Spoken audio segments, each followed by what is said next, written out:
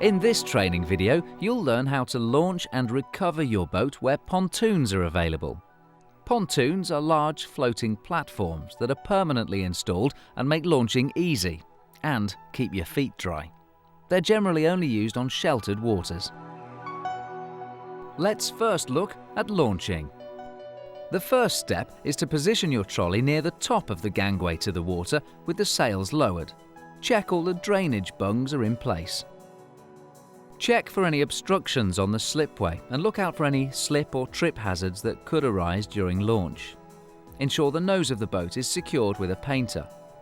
If you have a lifting rudder, put it in place with the blade raised and make sure the safety clip is fitted. This prevents the rudder from falling off in the event of a capsize. Establish which direction the wind is blowing across the pontoon. To help you, look at the masthead burgees on your boat or other boats around you. Flags ashore are another indicator. Ripples on the water also blow from where the wind is coming from. The side of the pontoon that you must use whilst rigging is the side opposite to where the wind is blowing from. This is called the leeward or downwind side and keeps the nose of the boat firmly in the middle of the no-go zone whilst you're rigging, and the sails simply flap. Do not try to position your boat on the side of the pontoon where the wind is coming from. This is called the upwind or windward side. This is because the wind will try to blow you against the pontoon. This can cause damage to the boat or cause injury to yourself by trapping fingers and hands between the boat and the pontoon.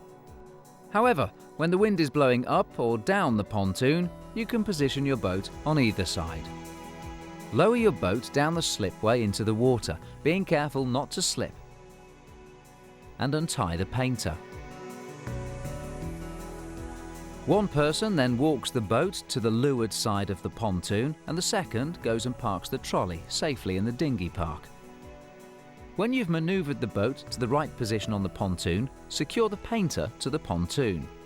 Here, we're simply looping the rope around the cleat in a series of figure of eights. And to finish off, wrap the rope around the cleat like this.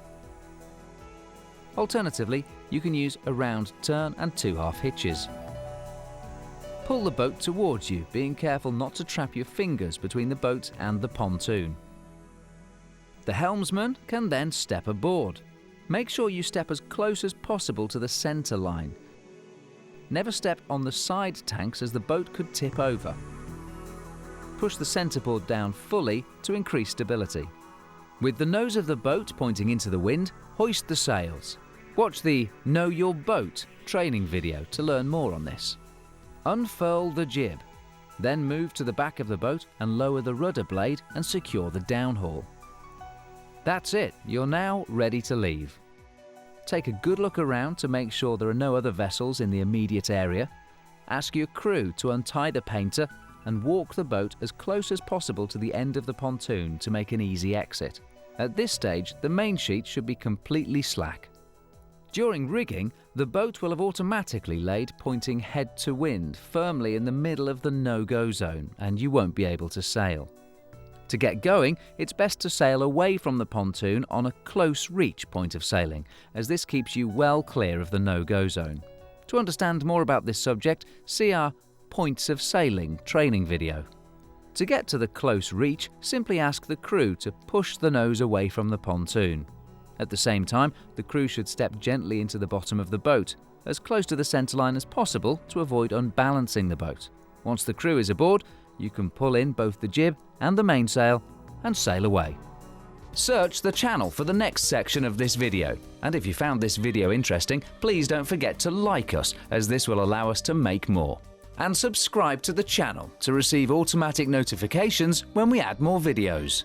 Check out the rest of the channel for other topics, or visit sailorboat.tv, where you can buy the full-length versions or the DVDs and the book to accompany the videos.